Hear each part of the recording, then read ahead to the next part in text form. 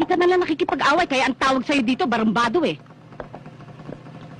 Kasalanan ko ba kung nagkakagarito ako? Kasalanan ko ba kung naging barambado ako? Bakit marami kang litrato niyan? Ayan. Dati ko shorta yan.